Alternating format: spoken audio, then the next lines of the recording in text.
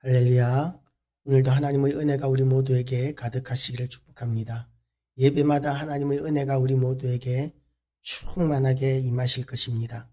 이제 바울이 선교여행, 1차 선교여행을 갑니다. 비시디아 안디옥으로 이렇게 가게 됩니다.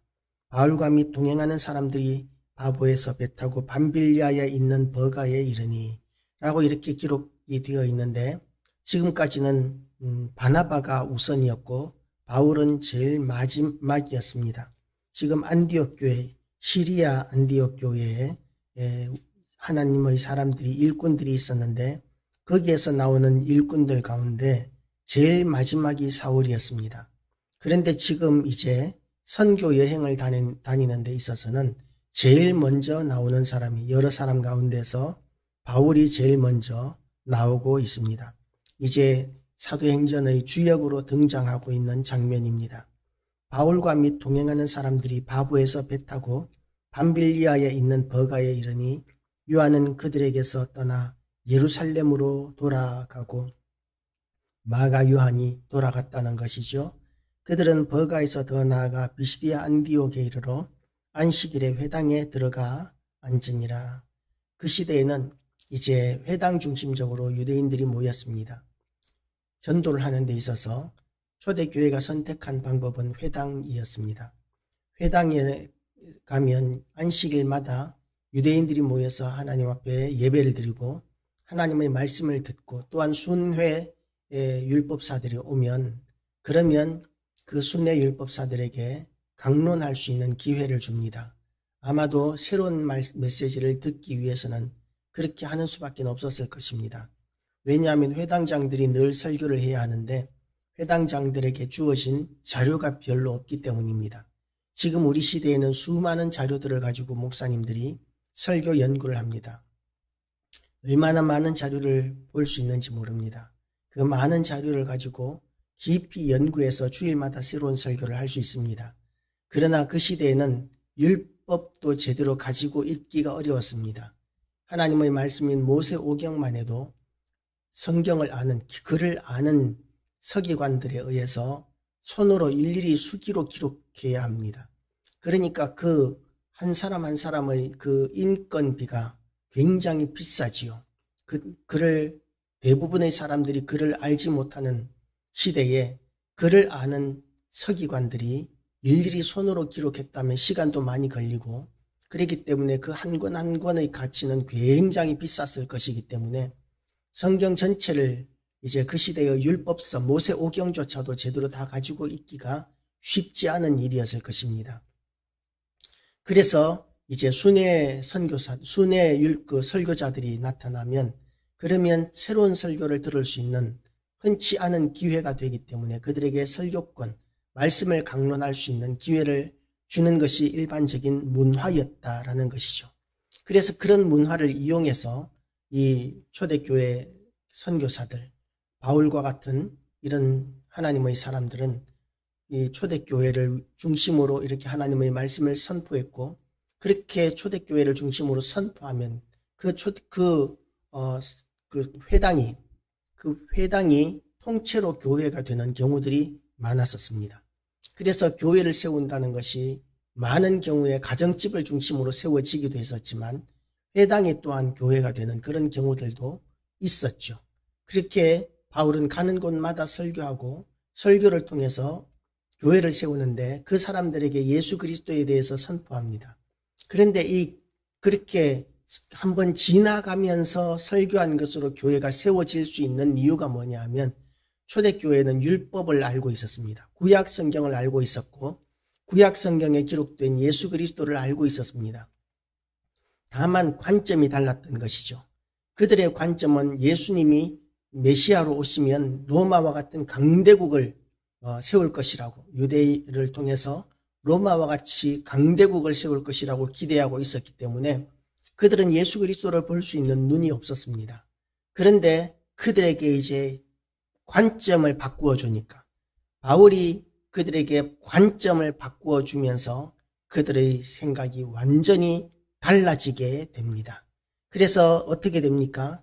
그들이 이제는 그 전까지 알고 있던 그 율법을 통해서 온전한 지식이 꿰뚫어지게 되고, 그리고 완전해지면서 이제는 그들이 신학적으로도 온전해질 수 있는, 그래서 교회를 세워나가고 유지할 수 있는 그런 실력자들이 되는 것이죠.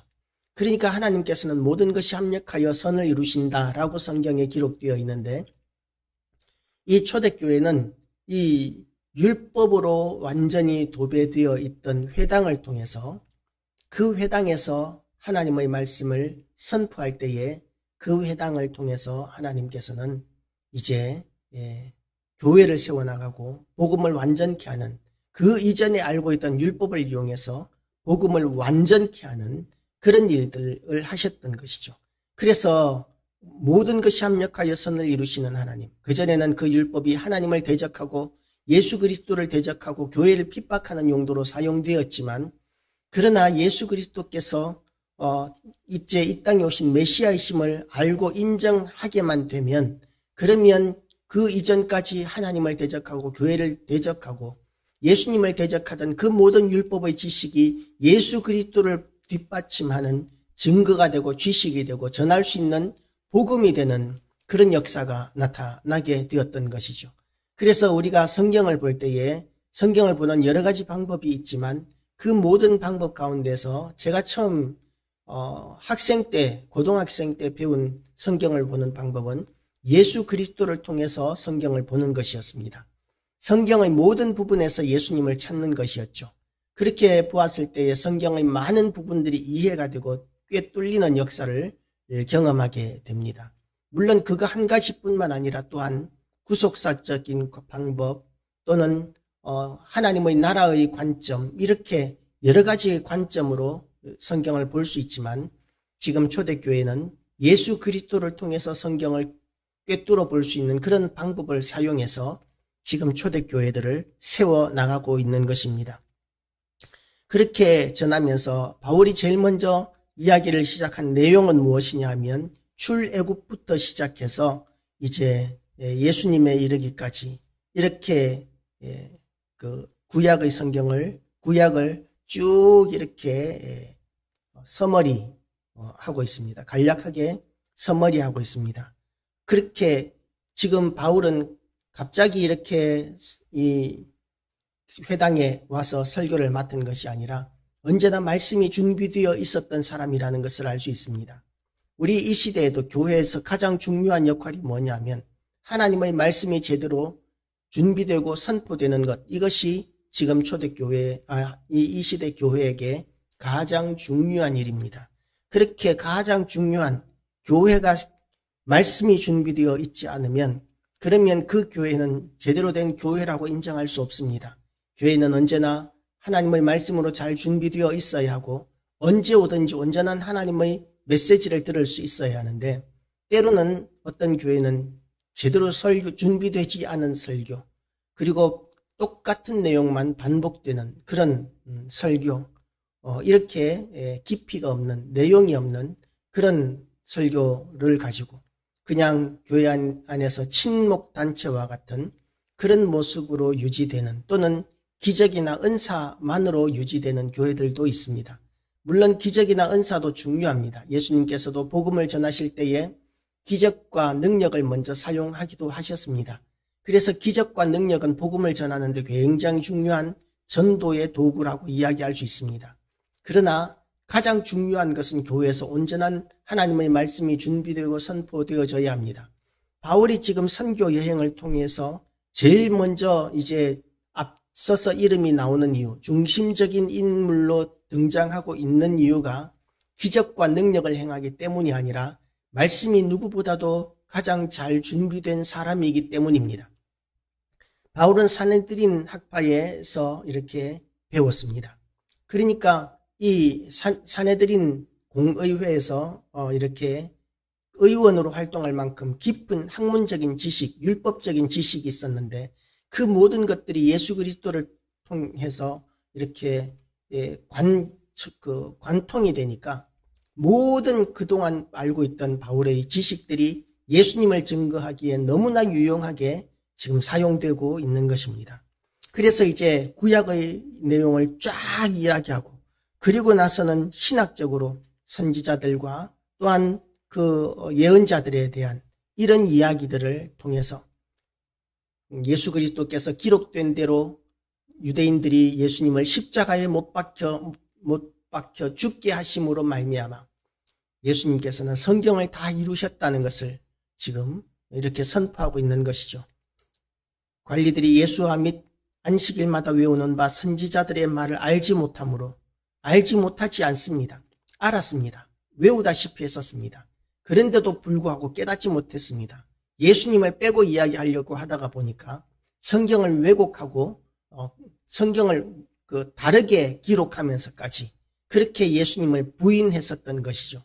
성경을 있는 그대로 받아들이지 않고 위대한 제왕으로 오실 메시아만을 기다리다가 보니까 이제 그들에게 선지자들의 말이 이렇게 왜곡되기 시작합니다. 십자가에 못 박혀 죽으시는 고난의 메시아는 지워버리고 영광의 메시아로 승리하시는 위대한 장군으로 제왕으로 그렇게 성경을 바꾸어 해석하면서까지 그렇게 예수님을 부인했었던 것이죠. 그래서 알고는 있었지만 그러나 그들이 의지적으로 거부했었기 때문에 몰랐다라고 이렇게 이야기할 수 있습니다. 성경에 가르쳐 기록한 말씀을 다 응하게 한 것이라 후에 나무에서 내려다가 무덤에 두었으나 하나님이 죽은 자 가운데서 그를 살리신지라 갈릴리에서부터 예루살렘에 함께 올라간 사람들에게 여러 날 보이셨으니 예수님이 살아나셨다는 것은 몇몇 사람만 본 것이 아닙니다. 얼마나 많은 제자들이 보았는지 모릅니다. 40일 동안 살아 계시면서 12제자들에게 나타나셨고 그리고 500여 형제들이 보는 앞에서 하늘로 올라가셨습니다. 허다한 사람들이 보는 앞에서 하늘로 올라가셨습니다. 그래서 예수님에 대한 증인들은 수도 없이 많은 것이죠. 그리고 그들은 자기들이 본 것, 예수님이 승천해서 올라가시는 그 모습, 부활하셔서 살아계시다가 승천하시는 그 장면까지 본 그들이 자기들이 본 것을 증거하기 위하여 생명조차도 아끼지 않았던 것이 초대교회의 모습입니다. 그래서 우리는 예수님이 살아계신 것을, 부활하신 것을 부인할 수 없는 것이죠. 만약에 이것을 부인하게 되면 어떤 모순이 되느냐 하면 이 초대교회 성도들은 거짓말을 주장하기 위하여 자기 목숨까지도 버린 사람들이 됩니다. 어느 누구도 자기의 거짓말을 주장하기 위해서 입증하기 위하여 목숨을 버리는 사람들은 없습니다. 그런데 초대교회 성도들은 너무나 분명히 예수님이 부활하셨고 그리고 또한 하늘로 승천하시고 또한 다시 오실 것이라는 그 약속을 믿었기 때문에 본 것과 또한 하나님의 말씀인 약속을 믿었기 때문에 그들은 요동치 않고 지금 예수 그리스도를 영접하고 있는 것이죠. 예수 그리스도를 인정하고 이제는 예수 그리스도를 증거하기 위하여 헌신하고 있는 것입니다. 우리도 그와 같이 되시기를 축복합니다. 부활하신 예수 그리스도를 인격적으로 만나야 합니다. 하나님을 인격적으로 만나야 합니다. 우리는 들은 것을 전하는 것도 중요합니다. 왜냐하면 보지 않고 믿는 자들은 복되도다라고 예수님께서 말씀하셨기 때문입니다. 그럼에도 불구하고 우리가 중요한 것이 있는데 뭐냐면 하나님을 인격적으로 만나야 한다는 것입니다. 하나님을 인격적으로 만나는 방법이 여러 가지가 있겠지만 하나님의 말씀인 성경을 통해서 하나님을 알아가야 하고 그리고 하나님이 살아계신 것과 나와 함께 계셔서 내 옆에 존재하고 계시는 것을 우리가 인정하는 것입니다. 하나님이 나와 함께 계시고 내 옆에 계시고 내 안에 계시다는 것을 인정하고 그리고 하나님 앞에 기도할 때도 내 안에 계시는 하나님을 인격적으로 인정하면서 기도하고 그냥 막연하게 하는 것이 아니라 살아계신 것을 인정하고 그리고 또한 의지하면서 진심으로 기도할 때 우리는 인격적인 하나님 앞에 기도하게 되고 하나님께서는 우리의 기도에 역사하시고 응답하시는 것입니다. 인격적인 하나님을 만난 사람들은 신앙을 버릴 수가 없습니다. 그들의 신앙은 새로운 신앙, 살아있는 신앙, 증인이 되는 신앙이 될 수 있습니다. 예수 그리스도를 인격적으로 만나게 되시기를 주님의 이름으로 축복합니다. 기도하시겠습니다.